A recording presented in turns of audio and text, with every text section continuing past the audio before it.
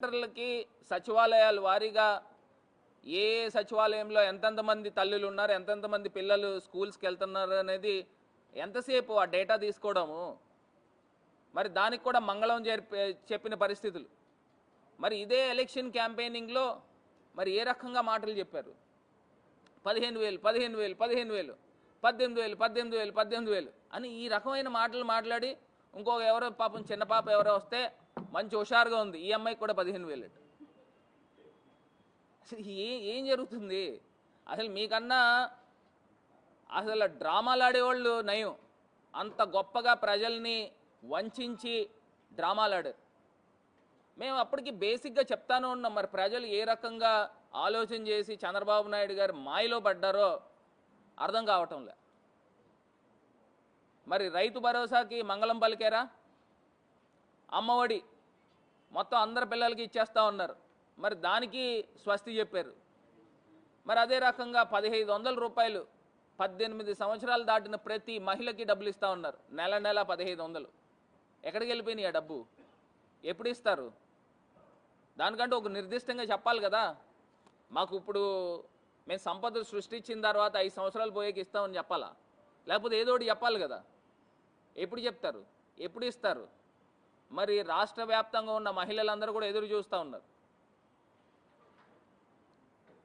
ఇది కాకుండా రైతు భరోసా 20,000 ఇస్తానని చెప్పారు. ఏది 20,000 ఎక్కడుంది? ఈ పాటికి జగనన్న ఉంటే డైరెక్ట్గా రైతు భరోసా వచ్చేసి ఉండేది రైతులకి. మరి తల్లులందరికీ కూడా అమ్మఒడి వచ్చి ఉండేది. మరి చేయూత సుమారుగా 25,000 రూపాయలు సంవత్సరానికి దగ్గరగా అది ఇస్తానన్నారు. అది కూడా ఈ పాటికి అందుండే సందర్భాలు. పిల్లలు చక్కగా స్కూల్ యూనిఫామ్తో ఎంత టైడీగా స్కూల్స్కి వెళ్ళే పరిస్థితులు. ఉత్తినే చెప్పలా పేదవారు పెత్తందారులు అనేది. మరి ఇవాళ నేరుగా కనబడతా ఉంది. ఇది కాకుండా శాండ్ గురించి మాట్లాడారు. ఇసుక కొండలు ఉండే ఏమైపోయినాయి నాయన? ఇసుక కొండలు బకాసురులాగా మొత్తం ఇసుక కొండలన్నీ కూడా మింగేసిన సందర్భాలు. స్థానికంగా ఉన్న ఎమ్మెల్యేలు ఇదే నేషనల్ హైవే పైన హుండాయ్ షోరూమ్ కానుకుని, నాకు తెలిసి ఇసుక కొండ ఎప్పుడు కూడా నేను చూడలే, అంత పెద్ద కొండలు ఉండే. గత ప్రభుత్వంలో అవన్నీ కూడా స్టాక్స్ పెడితే 4 రోజులు తిరగకుండా బకాసురులాగా దాన్ని మొత్తం మింగేశారు. నాకు ఒకటి అర్థం కావట్లా, ఎక్కడికి వెళ్ళిపోయింది అది? ఫ్రీగా ఇచ్చారా? ఎవరికి ఇచ్చారు ఫ్రీగా? 4 రోజుల్లో ఫ్రీగా ఇచ్చేయడం ఏంటి? సుమారుగా 10 కోట్ల రూపాయలు విలువ చేసే ఇసుకని మరి ఎమ్మెల్యే స్వామిమాల వేసుకుని ఏ రకంగా మరి చేసాడనేది ఒక్కసారి రాజమహేంద్రవరం ప్రజలు ఒక్కసారి ఆలోచన చేయాలి. ఫ్రీగా ఇచ్చారా? ఎవరికి ఇచ్చారు? ఇప్పుడు ఇసుక కావాలనంటే సందర్భాలు ఏంటి? ఇసుక కావాలనంటే ఎవరికైనా వస్తుందా? నిజంగా ఆ స్టాక్స్ ఉంటే ఈ వరదల టైంలో ఆ స్టాక్స్ అన్నీ కూడా ఉపయోగపడి ఏం చేశారు? 4 రోజుల్లో మింగేశారు. ఇదేనా మీ కొత్త ప్రభుత్వం యొక్క పరిపాలన? జగనన్న ప్రభుత్వంలో ఆ స్టాక్స్ అన్నీ కూడా నిల్వలు పెడితే ఆ నిల్వలు ఎమ్మెల్యేలు అంతా కూడా కలిపి దోచుకున్నారు. అందరూ కూడా అక్షరాల 10 కోట్లు తక్కువ విలువ చేయకుండా ఉండే ఆ ఇసుక కొండలు వీళ్ళు మాట్లాడుతూ ఉన్నారు. నీతి నిజాయితీల గురించి వీళ్ళు మాట్లాడుతూ ఉన్నారు. మొత్తం సెటిల్మెంట్ బ్యాచ్లు జరుగుతూ ఉన్నాయి రాజమండ్రి వ్యాప్తంగా. అసలు ఎప్పుడైనా మనం చూసామా? డైరెక్ట్గా కొన్ని ప్రాంతాల్లో అయితే ఎమ్మెల్యేలు నేరుగా కలెక్టర్ల దగ్గరికి వెళ్ళి మా ప్రాంతంలో మేము క్లబ్బులు నడుపుకుంటాం, ప్యాకాట్ క్లబ్బులు నడుపుకుంటాం అని డైరెక్ట్గా అడుగుతున్నారు. ఇది ఎక్కడ ప్రజాస్వామ్యం? అసలు మా ప్రభుత్వంలో ఎవరైనా పేకాట ఆడితే ముందర అరెస్ట్ అయ్యేవారు. ఆ సందర్భాలు కనబడే. ఇవాళ డైరెక్ట్గా ఎమ్మెల్యేలే ఉండి దగ్గరుండి ఆడిస్తూ ఉన్నారు. అసలు క్వారీ ప్రాంతంలో, ఆనంద్ నగర్ ప్రాంతంలో రాత్రి తెల్లవార్లు పేకాట క్లబ్బులు జరుగుతూనే ఉన్నాయి. ఇక్కడ రైల్వే స్టేషన్ దగ్గర ప్రాంతంలో ఈ మధ్య ఏదో పైనుంచి ఏదో కొంత మొట్టికేలు పడితే అక్కడ ఆపినట్టున్నారు. కానీ క్వారీ ప్రాంతంలో మాత్రం మటుకి యథేచ్ఛగా జరుగుతూ ఉన్నాయి. ఇదంతా మరి గాలి వార్తలు కాదు, వాస్తవాలే నేను చెప్తా ఉన్నా. ఇందులో ఎమ్మెల్యే వాటా ఎంత అని అడుగుతా ఉన్నా. ఈ పేకాట క్లబ్బుల్లో ఎమ్మెల్యే వాటా ఎంత? ఆనందనగర్లో క్వారీ ప్రాంతంలో 3-4 చోట్ల ప్రాంతాల్లో వందల మందితో పేకాట క్లబ్బులు జరుగుతూ ఉన్నాయి. అసలు మా ప్రభుత్వంలో ఎక్కడైనా ఉక్కుపాదంతో తొక్కాం, ఎక్కడైనా పేకాట క్లబ్బులు జరుగుతూ ఉంటాయి. వీళ్ళే ఎమ్మెల్యేలు డైరెక్ట్గా అధికారుల దగ్గరికి వెళ్తున్నారు, ఎస్పీల దగ్గరికి వెళ్తున్నారు, పోలీసుల దగ్గరికి వెళ్తున్నారు. కొంచెం సైలెంట్గా ఆడించుకుంటామండి. అసలు ఏంటిది? ఎక్కడికి వెళ్ళిపోతా ఉన్నాము?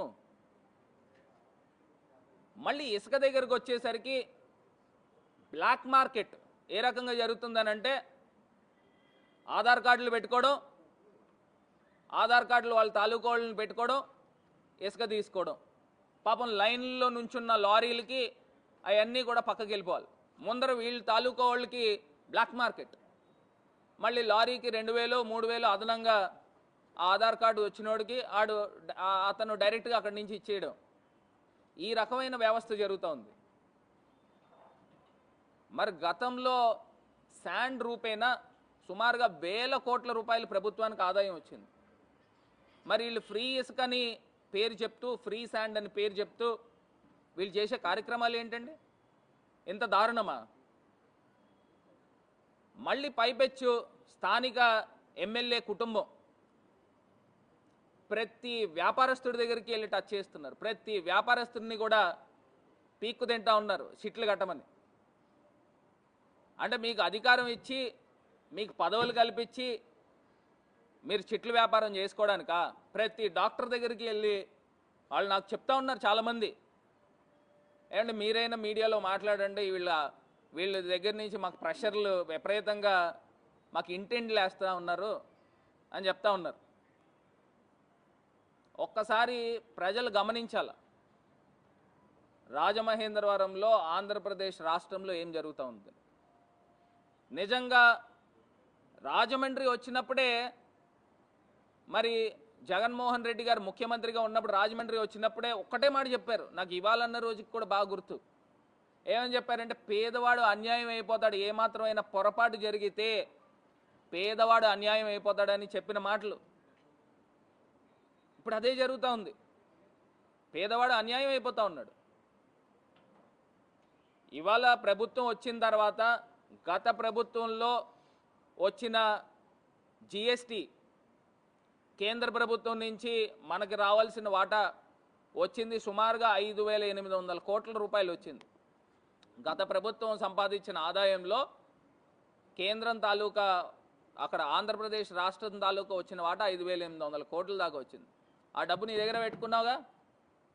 మరి మీ దగ్గర పెట్టుకున్నప్పుడు మరి తల్లులకి వందనం అని చెప్పావు,